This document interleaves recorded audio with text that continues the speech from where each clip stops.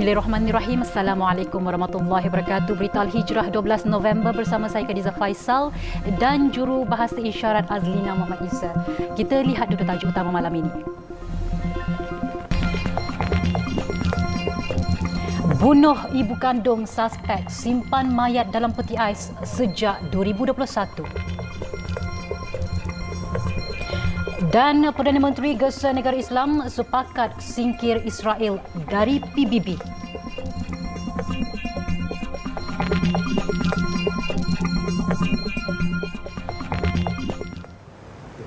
Tindakan Israel yang melangkaui batas akal dan kemanusiaan perlu dihukum segera dengan menyingkirkan negara haram itu daripada Pertubuhan Bangsa-Bangsa Bersatu PBB sebagaimana yang pernah dilakukan terhadap Afrika Selatan 50 tahun lalu. Bercakap pada sidang kemuncak tergempar negara-negara Arab dan Islam di Riyadh, Perdana Menteri Datuk Seri Anwar Ibrahim menegaskan jika masyarakat antarabangsa terus membisu jejak kekejaman Israel yang merebak ke Lebanon, Syria dan Yaman tidak dapat dihentikan dan hanya menyemarakkan api permusuhan di rantau Asia Barat dan seluruh dunia. For the sake of not only the Palestinian but humanity itself, we must punish and deter Israel's repeated violations of international law and norms. We should therefore build a consensus towards suspending or even expelling Israel from the United Nations itself.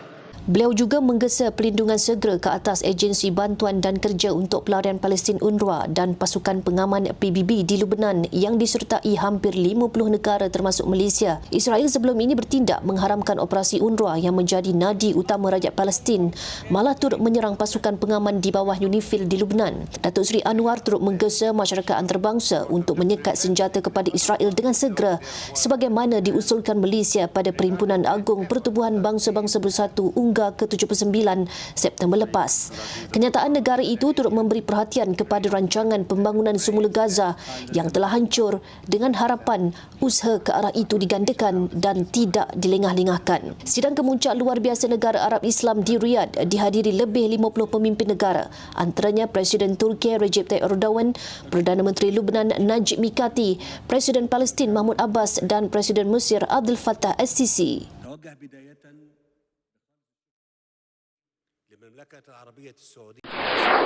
Putera Mahkota Arab Saudi Muhammad bin Salman buat pertama kalinya menggelar serangan ganas Israel di Gaza sebagai pembunuhan beramai-ramai.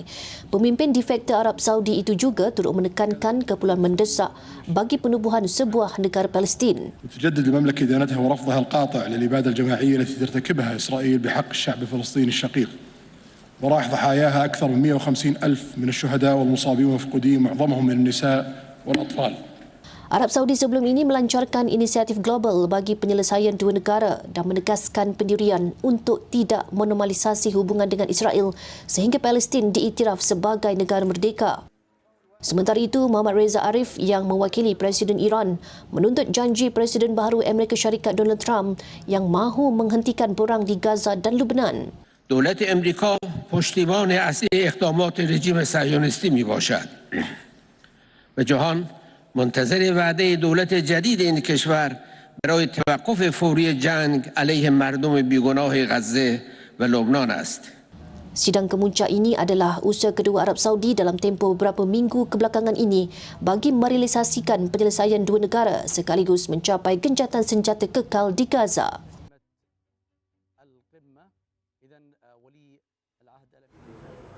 Pada sidang kemuncak itu juga pemimpin negara Arab dan Islam mencapai kata sepakat bahawa keamanan di Gaza dan rantau itu hanya boleh dicapai sekiranya Israel berundur dari wilayah Palestin yang diduduki. Bercakap pada sidang media, Menteri Luar Arab Saudi Putera Faisal bin Farhan menegaskan bahawa sidang kemuncak ini mencerminkan suara dan prinsip negara Arab dan Islam yang mahu Palestin bebas dan merdeka dari cengkaman Zionis. I think the first effect that this summit, like the previous summit, has is for everyone to hear that the Arab and Muslim world are speaking in one voice, that we are all outraged at what is happening in Palestine. Setiausaha Agung Liga Arab Ahmed Abdul Ghid memberi isyarat bahawa pihaknya akan memastikan keahlian Israel di Pertubuhan Bangsa-Bangsa Bersatu PBB dilucutkan pada mesyuarat akan datang. Terdahulu, Presiden Palestin Mahmud Abbas turut menggesa Israel disingkirkan daripada PBB ketika angka korban di Gaza terus meningkat. Harapan negara Islam untuk melihat keamanan dan kestabilan di rantau Asia Barat kini tertumpu kepada pentadbiran baharu Amerika Syarikat yang beralih kepada pimpinan Parti Republikan Donald Trump. Nampaknya negara Islam menuntut janji menang pilihan raya sebelum ini yang mahu mengembalikan kestabilan di Timur Tengah. Dan andai kata usul untuk mengusir Israel dari PBB berjaya dibawa ke Majlis Keselamatan UNSC untuk diluluskan, adakah wujud jaminan ia tidak diveto oleh mana-mana kuasa besar dunia? Dan andai kata genosid di Gaza tidak dapat dihentikan, berapa ramai lagi kanak-kanak yang akan menjadi korban? Nazira Syaringat, Riyadh, Berita Al-Hijrah.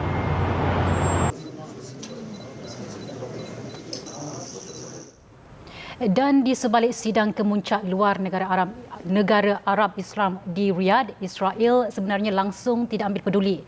Selepas hampir 14 bulan perang, Zionis masih rancak membunuh rakyat Gaza dan tindakan semua pihak dilihat seakan hanya mencurah air ke daun keladi. Hari ini sahaja Zionis mengebom segenap wilayah Gaza dari bahagian utara hingga ke selatan. Pengisytiharan zon selamat juga menjadi tidak lagi selamat. Dalam serangan di Kem Al-Mawasi, selatan Gaza hari ini seramai 17 orang terbunuh. Manakala 6 lagi maut di Deir Al-Balah di tengah bandar Gaza. Allah bif'ala bi'r maya, dital'una bi'r maya min al-ard, darabuhum bidun sabab, abriya. أبرياء هذول أبرياء يا الله والله ما لهم بعادة. Sementara itu 14 lagi rakyat Gaza terkorban di Bait Hanun dan Nusairat yang terletak di bahagian utara pagi tadi. Dalam tempoh seminggu ini, Kementerian Kesihatan Gaza berkata seramai 241 rakyat di wilayah itu disembelih. Genosid di Gaza sehingga kini telah menyebabkan 43,603 syahid dengan 70% daripadanya adalah kanak-kanak dan wanita. Tidak sampai 24 jam, Menteri Pertahanan Negara Haram Israel Katz mendakwa telah mengalahkan pasukan tentera pimpinan Sheikh Nassim Qasim semalam. Hezbollah terus melancarkan sekurang-kurangnya 200 roket ke arah utara Israel. Serangan itu telah menghentikan Haifa dan Galilee, kawasan yang dijajah. Serangan itu hanya menyebabkan 4 orang cedera, membabitkan remaja berusia 17 tahun, lelaki berusia 52 tahun dan warga emas berusia 75 tahun, serta seorang lagi mengalami kecederaan ketika mendapatkan perlindungan. Tentera rejim IDF berkata, Hezbollah telah melepaskan kira-kira 90 peluru dalam masa 5 minit ke arah Krayot di bandar Haifa, manakala selebihnya ke arah wilayah Galilee. Selain roket, tentera Lubnan turut melancarkan serangan drone. Serangan itu menghentam sebuah apartmen dan perhentian bas serta membakar beberapa kenderaan. Menurut jurucakap Hezbollah Muhammad Afif, serangan ini sebagai tindak balas kepada letupan bertubi-tubi Zionis di selatan Lubnan. Namun kejahatan Israel dalam menyerang Lubnan dalam tempoh 45 hari ini masih tidak mampu menduduki sebarang perkampungan di negara itu.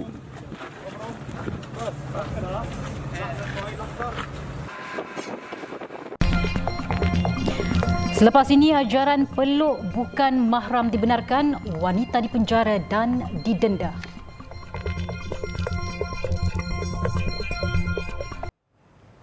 Alhamdulillah bertemu kembali. Seorang lelaki bertindak kejam dan tidak berperi kemanusiaan kerana dipercayai sanggup membunuh ibu kandung sendiri. Lebih sadis apabila mayat ibunya disimpan di dalam peti sejuk beku sejak 3 tahun lalu. Perbuatan lelaki berusia 50-an itu terbongkar selepas kediamannya di Taman OUG di Ibu Negara diperiksa polis yang menerima panggilan daripada suspek jam 9 pagi tadi. Difahamkan suspek menghubungi talian kecemasan kerana tidak sihat dan pasukan yang tiba dimaklumkan mengenai mayat ibunya yang disimpan di dalam peti sejuk beku. Menurut sumber, suspek mendakwa membunuh wanita berusia 80-an itu di kediamannya pada Mac 2021. Wanita malang itu dipercayai dipukul sebelum dibalut dengan tuala dan plastik lalu diletakkan di dalam peti ais itu. Suspek mendakwa menghadapi masalah kewangan apabila kehabisan wang simpanan selain mempunyai masalah kesihatan kronik. Pasukan polis bergegas ke lokasi kejadian dan menahan suspek. Mayat mangsa dihantar ke Pusat Perubatan Universiti Melaya untuk bedah siasat. Ketua Polis Kuala Lumpur, Datuk Rusdi Muhammad Isa mengesahkan kejadian itu dan kes masih dalam siasatan. Seorang suri rumah dihukum penjara sebulan dan didenda RM2,500 oleh Mahkamah Tinggi Syariah Negeri Sembilan atas pertuduhan mengajar serta bersubahat menyampaikan ajaran salah dengan mengatakan berpelukan bukan mahram adalah dibenarkan. Hakim Zulfikri Yaswa menjatuhkan hukuman berkenaan terhadap Noridayu Hashim 42 tahun selepas dia mengaku bersalah atas dua pertuduhan.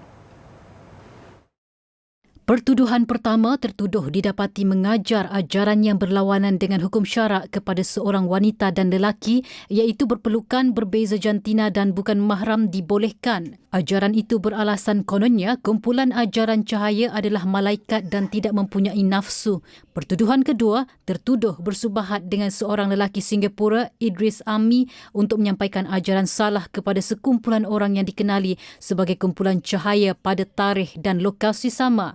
Kesalahan itu dilakukan antara September hingga Disember 2023 di Kuala Pilah. Tertuduh didakwa melakukan kesalahan di bawah Seksyen 52 Enakmen Jenayah Syariah Negeri Sembilan 1992. Pendakwa Syari'i Abdul Wafi Ramli memberitahu kesalahan dilakukan tertuduh dianggap kritikal ketika ini apabila pelbagai ajaran salah yang telah wujud. Bulan lalu Idris Ami yang mendakwa dirinya Rasul telah dituduh di mahkamah sama.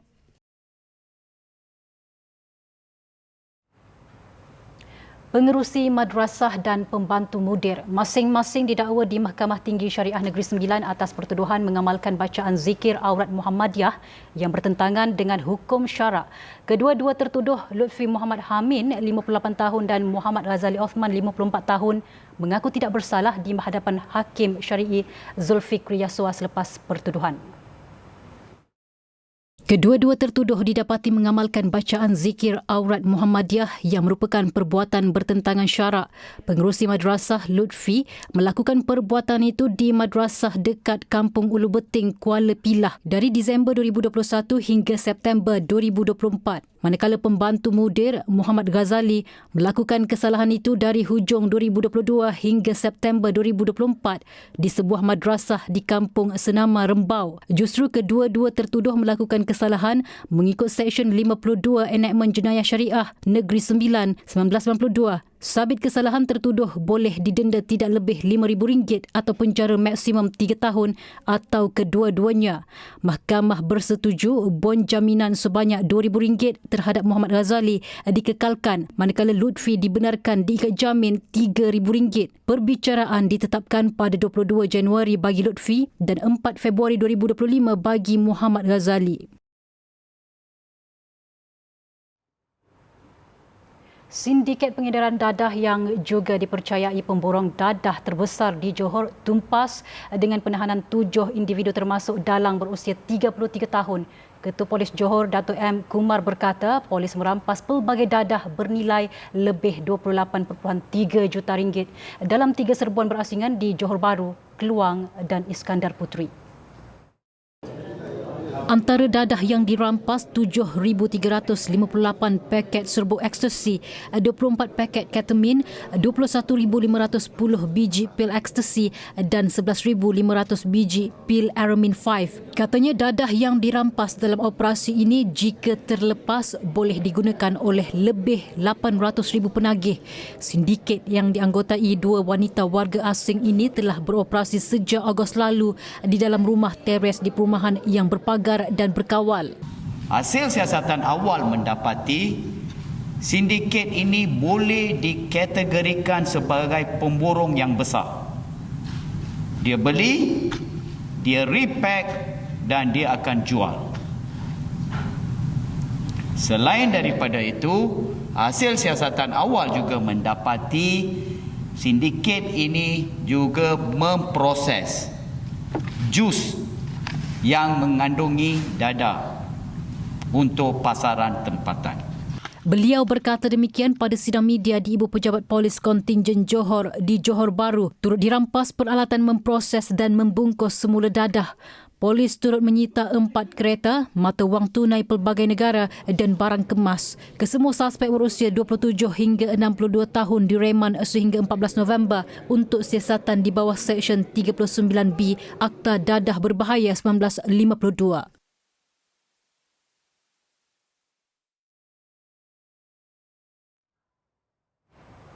Universiti Pertahanan Nasional Malaysia UPNM mengasingkan pelajar mengikut tahun dan aras blok penginapan sebagai usaha mencegah kejadian buli terus berulang. Menteri Pertahanan Datuk Seri Khalid Nordin berkata ia termasuk tindakan mengasingkan aktiviti roll call serta memasang kamera litar tertutup CCTV di semua blok. Kita telah lakukan pengasingan antara pelajar tahun 1 dengan pelajar-pelajar senior.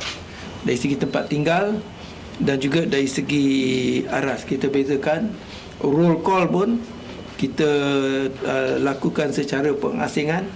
Kita kalau tahun 1 kita buat roll call hanya untuk tahun 1 dan sebagainya. Dan kita juga telah pasang CCTV di kesemua blok-blok, tapi ini akan kita tambah.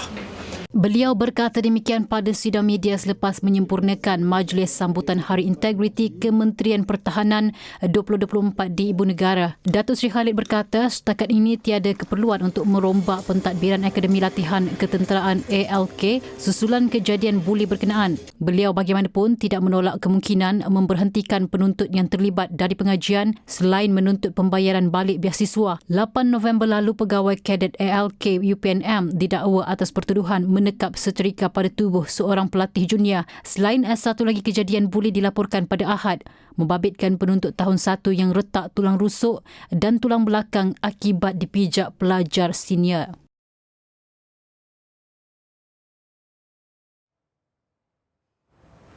Sebagai seorang Muslim, aspek kebersihan, halalan thayyiban dan patuh syariah pasti menjadi pilihan utama ketika bercuti bersama keluarga. Melalui pengiktirafan daripada MFAR, kita tidak perlu risau lagi kerana hotel, spa, pusat rekreasi dan fasiliti lain yang mendapat pengiktirafan ini pastinya diyakini terjamin dalam semua aspek yang kita mahukan. Cari yang halal itu adalah wajib bagi setiap orang Islam. Kini dengan pengiktirafan Muslim Friendly Tourism and Hospitality Assurance and Recognition atau MFA, segalanya mudah, senang, malah diyakini. Hotel MFA juga menyediakan restoran halal di premis mereka. Beribadah pun tiada masalah dengan kemudahan dan fasiliti yang bersih dan selesa. MFA, kembara penuh yakin.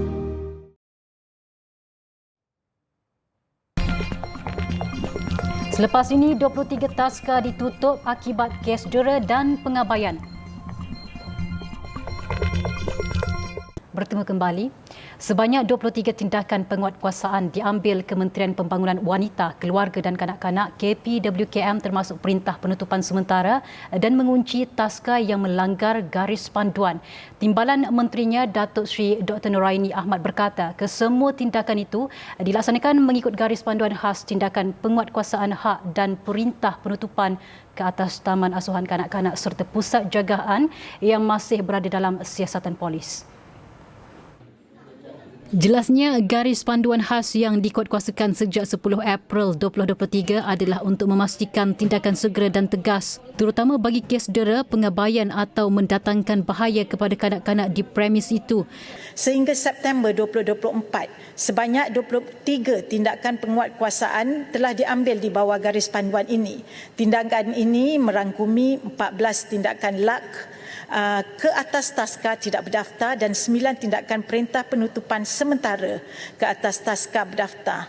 Daripada jumlah tersebut, 3 adalah berkaitan kes kematian dan 20 kes adalah berkaitan aduan penderaan. Beliau berkata demikian bagi menjawab soalan Ahli Parlimen Jerai Sabri Azid yang meminta statistik kes penderaan bayi di taman asuhan dan langkah pengawalan. Sementara itu, Datuk Seri Dr. Noraini turut memaklumkan pihaknya bersama Jabatan Kebajikan Masyarakat JKM turut mengeluarkan garis panduan keselamatan di Taman Asuhan Kanak-Kanak Berkuat Kuasa 1 Januari lalu.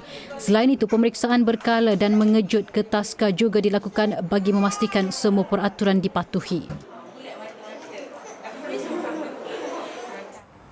Kementerian Perdagangan Dalam Negeri dan Kos Sara Hidup KPDN Kelantan melantik 133 pemborong dan peruncit sebagai langkah memastikan bekalan makanan mencukupi ketika banjir.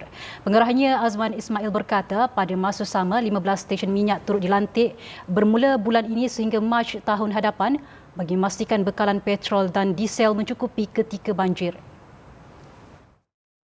Untuk peruncit pemborong terpilih ni, kita bagi kota tambahan kepada dia untuk 5 bulan sebanyak 30% daripada kota asal.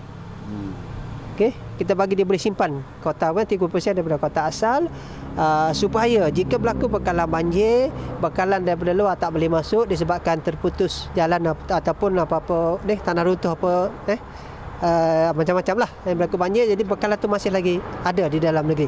Tambahnya, kuota tambahan itu membabitkan 21 barangan keperluan asas termasuk gandum, beras, gula dan sebagainya selain petrol dan diesel. Jelasnya barangan itu juga mesti dijual dengan harga ditetapkan kerajaan. Pelantikan di Kelantan membabitkan 67 peruncit dan 66 pemborong dan kebanyakan premis berada di kawasan bebas banjir.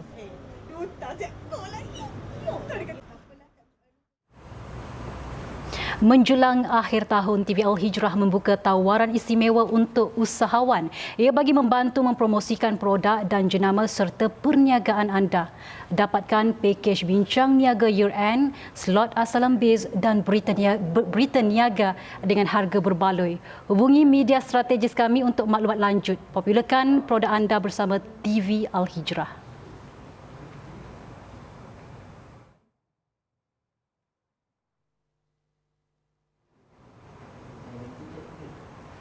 Baik, sekian berita Al-Hijrah untuk malam ini. Saya Khadijah Faisal dan Jurubahasa Isyarat Azlina Muhammad Isa. Assalamualaikum warahmatullahi wabarakatuh dan selamat malam.